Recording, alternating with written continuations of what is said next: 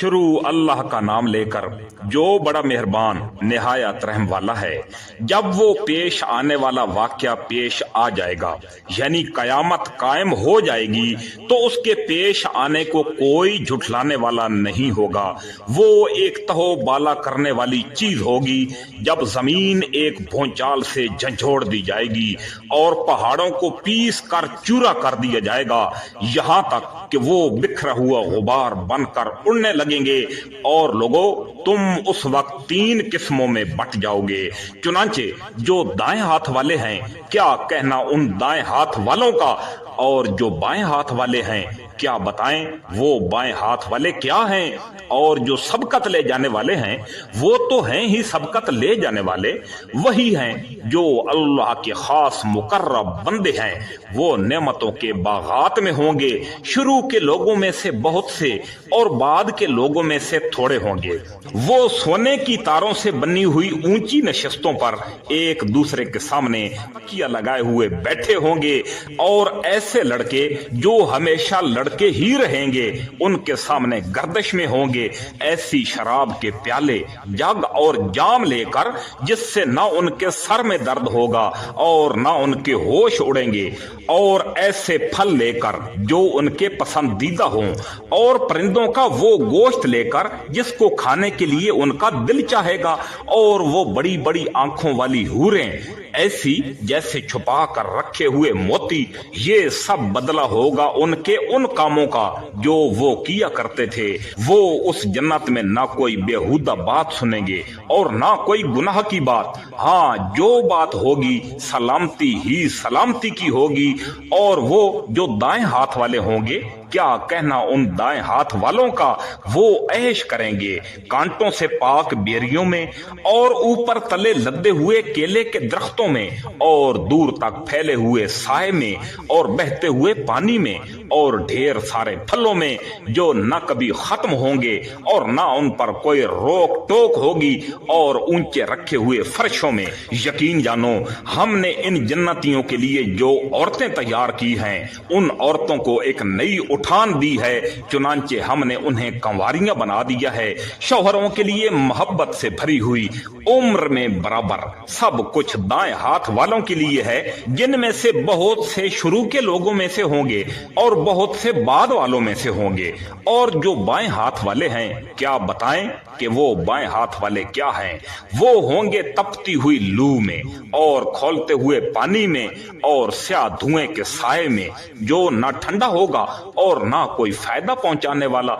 ये लोग इससे पहले बड़ी ऐशो इशरत में थे और बड़े भारी गुनाह करने पर अड़े रहते थे, और कहा करते थे कि क्या जब हम मर जाएंगे और मिट्टी और हड्डियां बनकर रह जाएंगे तो क्या हमें दोबारा जिंदा किया जाएगा, और क्या हमारे पहले गुजरे हुए बाप दादों को भी। कह दो कि यकीनन सब अगले और पिछले एक मुतय्यन दिन के तय शुदा वक्त पर जरूर इकट्ठे किए जाएंगे। फिर ए झुठलाने वालों, गुमराहो, तुमको एक ऐसे जहन्नम के दरख्त में से खाना पड़ेगा जिसका नाम ज़कूम है। फिर उसी से पेट भरने होंगे, फिर उसके ऊपर से खौलता हुआ पानी पीना पड़ेगा, और पीना भी इस तरह जैसे प्यास की बीमारी वाले ऊंट पीते हैं। ये होगी जज़ाओ सजा के दिन उन लोगों की मेहमानी।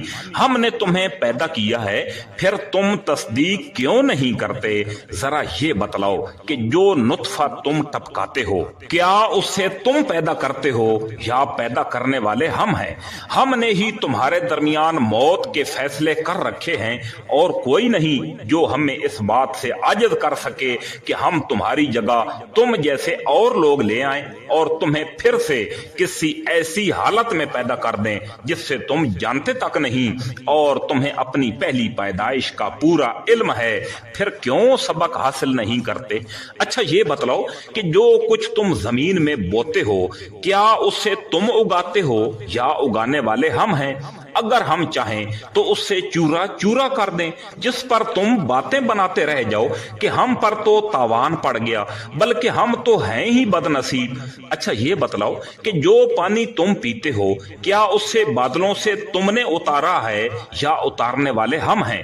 اگر ہم چاہیں تو اسے کڑوا بنا کر رکھ دیں، پھر تم کیوں شکر ادا نہیں کرتے؟ اچھا یہ بتلاؤ کہ یہ آگ جو تم سلگاتے ہو کیا اس کا درخت تم نے پیدا کیا ہے یا پیدا کرنے والے ہم ہیں؟